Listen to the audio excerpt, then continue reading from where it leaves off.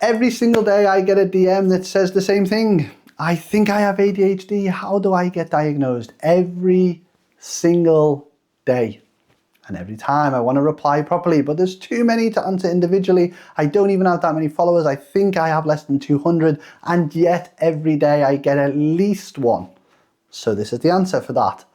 Step by step, no waffle, no medical jargon. I hate all that shit. I just want to get it done, understand what we're doing. So just what to do, what to actually do if you're sat there thinking, hey, this might be me, you know. Before we get into the steps, if you're watching this, you've already done the hardest part, so congratulations, I salute you. You've thought about it, you recognise something, and that takes guts.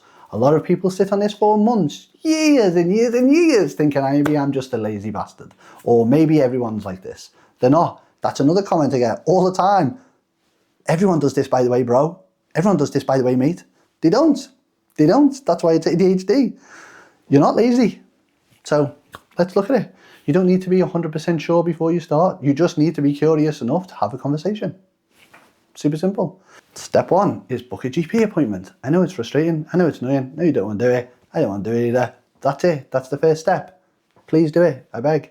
I know for an ADHD brain, this is hell. A phone call. Fuck. Then a form. Oh my God. Then a wait. No. The irony of the ADHD diagnosis process being designed in a way that's impossible for ADHD brains. I will never get that one.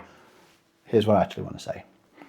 I think I might have ADHD and I'd like to be assessed. That's all you have to say. Just use one sentence, super simple. You don't need to prove it. You don't even need a list of symptoms. You just need to say that sentence. Some GPs are brilliant, some not so much. If your GP dismisses you, and this does happen, I say every day again in my comments, you have the right to ask for a second opinion or to see a different GP at the same surgery. Don't let one bad conversation stop you, please, I beg. The GP will likely ask you some screening questions. They might even give you a questionnaire, and then they'll refer you to a formal assessment. That referral is where it splits, depending on where you live. It can vary quite drastically. So if you're in England, and this is only England, please, only England, you have something called right to choose. Here's what that means in plain English. The NHS waiting list for ADHD assessment is, depending on where you are, anywhere from 18 months to 4 years. That's not a joke. 4 years to find out if your brain works differently or not.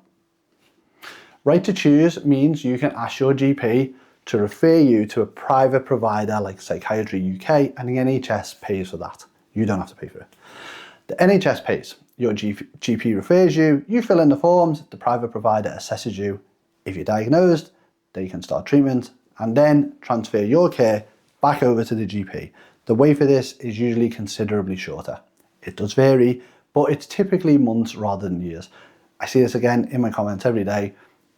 It's probably you. You've probably been in this situation. So it just shortens the wait so much. Please just look into it. Not every GP knows about this, by the way. Some will just point blank say no. If they do, politely tell them to have a little Google, NHS right to choose for mental health. It's their legal obligation. You're not asking them to do you a favour. You're exercising a right. It's a legal right. If you're in Wales, Scotland or Northern Ireland, right to choose doesn't apply, unfortunately. I'm so sorry, the system is different. Your GP refers you to the NHS pathway. The wait is similar. Long, really long. Your other option is going private and then asking your GP about shared care. This can be really helpful for some people, but also can be expensive. That means the private psychiatrist diagnoses you and then the GP agrees to prescribe and monitor the condition. Now, all GPs will do a shared care, but quite a lot will. In my experience, I'm noticing about 60%.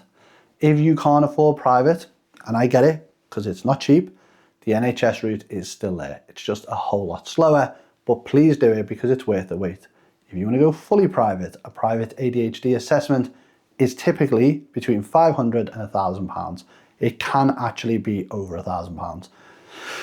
It does vary by provider and location, so the further down south you go, the more expensive it becomes. But the assessment itself is usually one long session. It's about 90 minutes to 3 hours, depending on where you are and who you're using.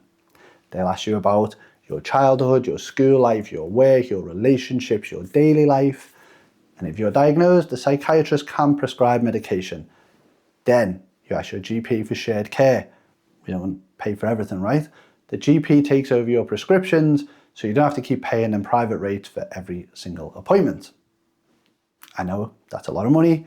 For some people, that is not an option, and that's fine. That's why the NHS route does exist. It exists for a reason.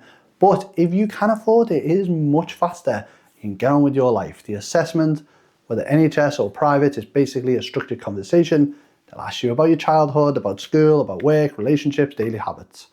They're looking for a pattern across your whole life, not right now. They might ask someone who knew you as a kid, a parent, a sibling, to fill in a questionnaire too, to understand. Because ADHD typically starts in childhood, even if nobody spotted it. It's not a test. You pass or fail, just no trick questions, nothing like that. You just answer them honestly because we want a true, honest answer. And if the answer is yes, you have ADHD, that's not a bad day. That is the day that everything starts to make sense. It's super simple, really. It seems complicated, but it's not. And if the answer is no, that is fine too, because it means whatever's going on, there's a different explanation. And now you can go and find the right one. That is it. GP, referral, assessment. The hardest part is the phone call.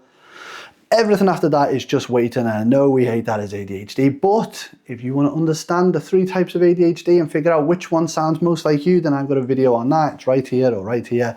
I'm not sure which side I put it on, but if you've been through this process, please drop your story in the comments. Everyone's story is different. I absolutely love reading everyone's stories. How long did it take? What worked? What didn't work?